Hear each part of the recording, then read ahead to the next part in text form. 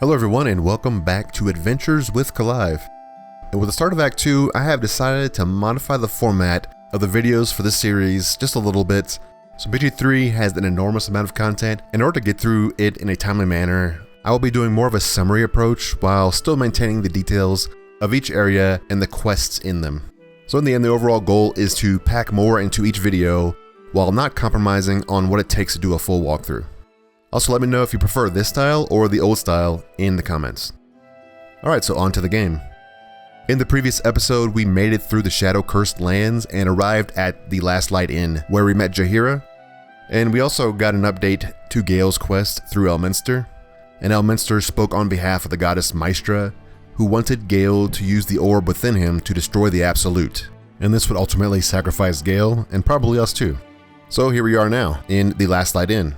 Alright, so let's talk about the important decisions that will impact Act 2 and Act 3. You will have two options, much like you did in Act 1. You can side with the Moonlight Tower cultists, or you can side with the Last Light Inn.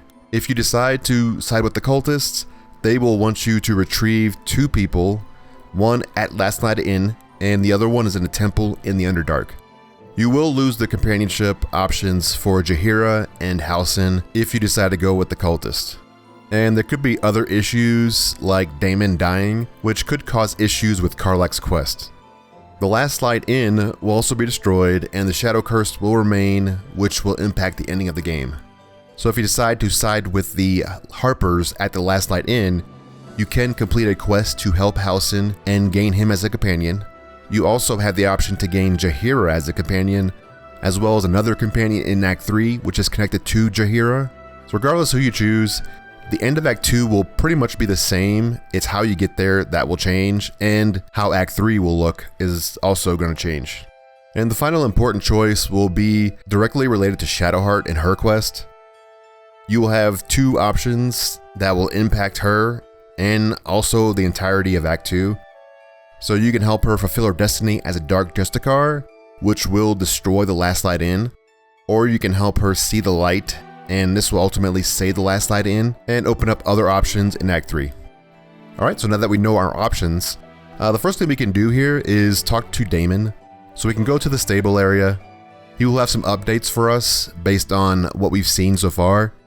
First thing he will say is that Zevlar and some of the Tieflings were taken by the Absolute Cultists while they were traveling through the Shadow-Cursed lands to Baldur's Gate. And this will kick off a quest to save the Tieflings. The second thing is good news, which will be he found a way to cool off Karlach so that she is able to touch someone now. And this requires another piece of Infernal Iron. And if you have another piece already on you, you can complete that quest immediately. And this will greatly increase the happiness of Karlach.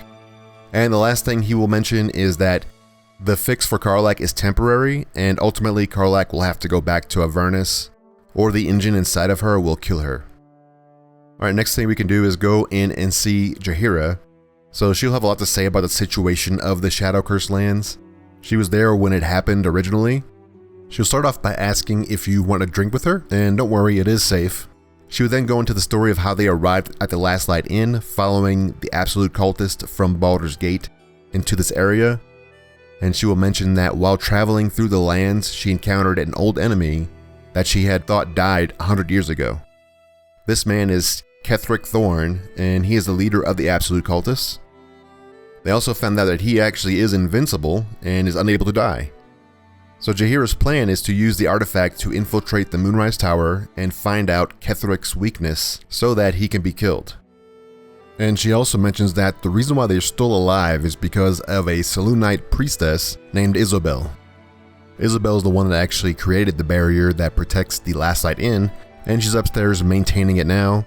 So Jahira wants us to go talk to her and see if we can get a blessing from her so that we are able to go into the darkness and not be attacked. After your conversation with Jahira is over, head to the room behind the closed doors across the main hall. Here you'll find the counselor Florrick, and she will task you with going to the Moonrise Towers to retrieve the Duke.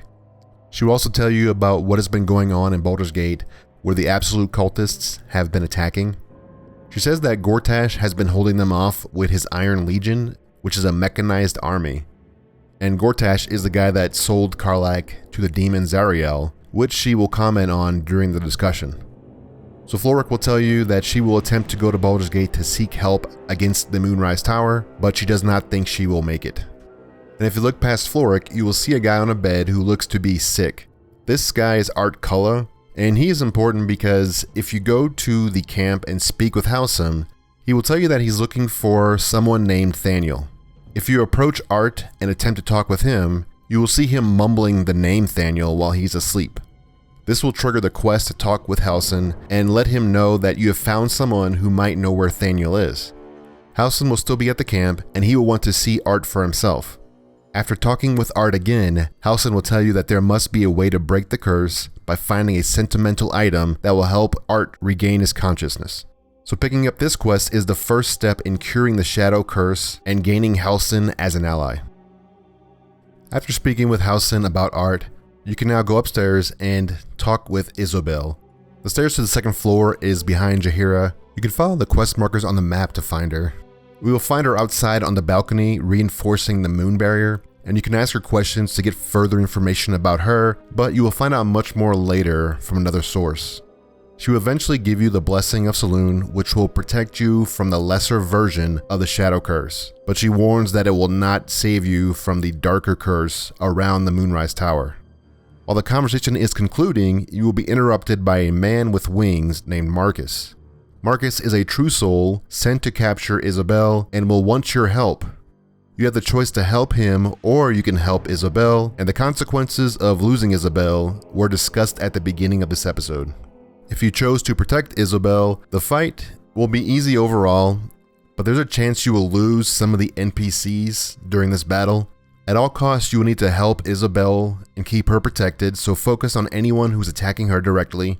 And the wing horrors can paralyze, which will cause them to crit with their melee attacks on anyone that is paralyzed, and the person paralyzed also cannot fight back.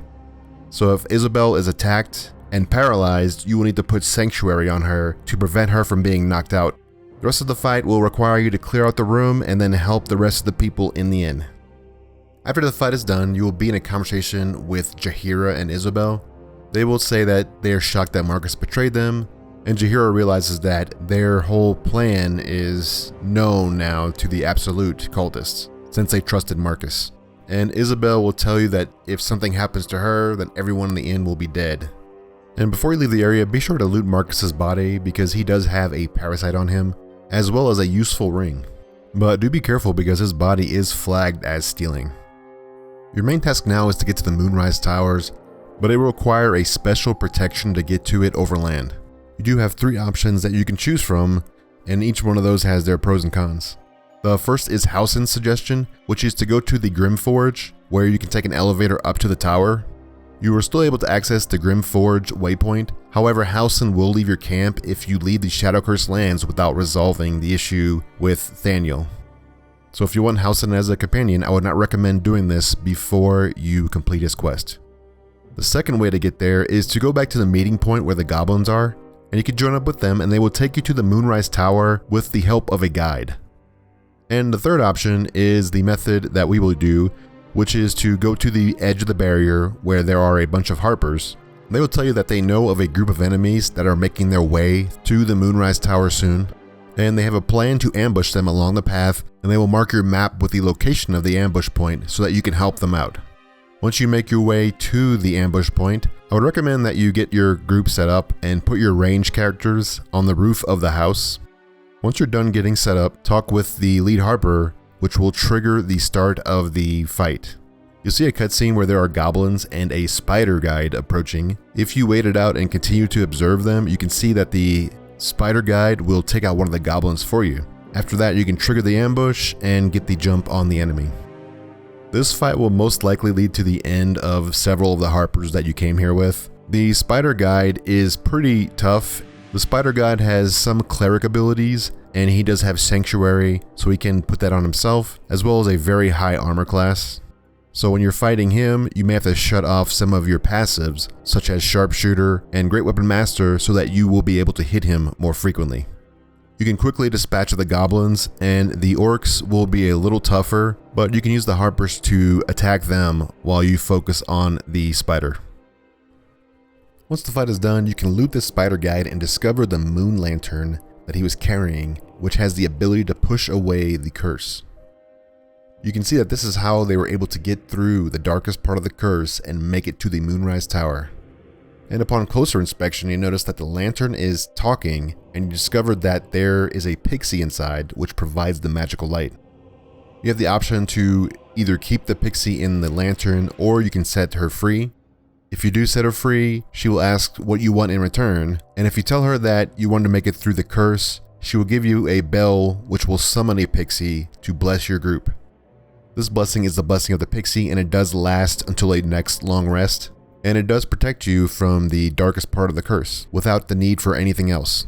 And with this blessing, we are now able to access every part of the Shadow Curse lands. And that will conclude this episode.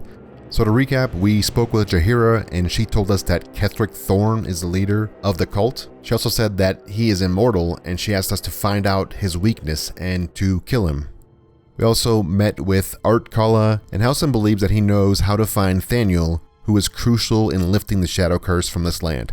We're also able to speak with Isobel and gain a blessing to help us with the Lesser Shadow Curse. And finally, we found out that the blessing of the pixie is the way to get through the darkest part of the curse. So I thank you for watching. I appreciate all the support that you've given to this channel, and I will see you in the next one. Goodbye.